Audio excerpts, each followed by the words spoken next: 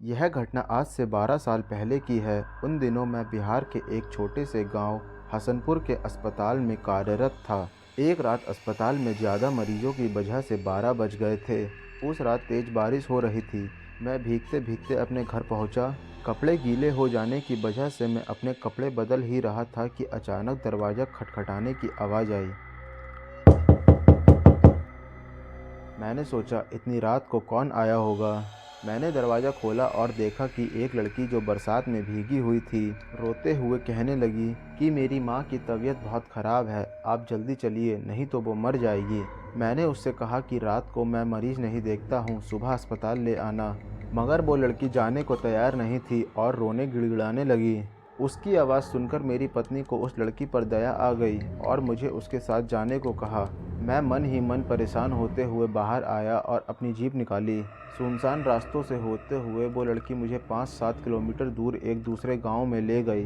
मैंने सोचा कि ये लड़की इतनी रात को मेरे यहाँ कैसे पहुँची, लेकिन मैंने इन बातों की तरफ ध्यान न देते हुए एक मकान में पहुँचे और वहाँ उसकी बीमार माँ पलंग पर लेटी थी। मैंने उसकी नब्ज़ देखी और एक इंजेक्शन दे दिया और साथ ही कुछ दवाएं भी लिख दी। उस लड़की ने मुझको बाहर मेरी जीप तक छोड़ दिया। फिर मैं घर पर आ गया। अगली सुबह जब मैं अस्पताल के लिए जाने लगा तो सोचा रात वाले मरीज़ से मिलता जाऊं।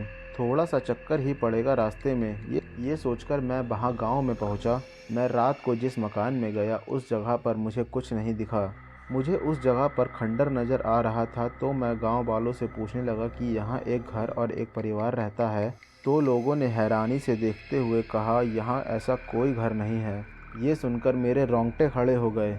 मैं सोचने लगा कि रात को जो मेरे साथ हुआ वो क्या था। वहाँ के लोगों ने बताया ये एक प्रेत लीला है जो हर साल किसी एक इंसान के साथ होती है। ये तो गनीमत है कि आप जिंदा बच गए, वरना वो आत्मा आपको जिंदा नहीं छोड़ती। हालांकि मैं भूत प्रेत में ज़्यादा विश्वास नहीं करता था।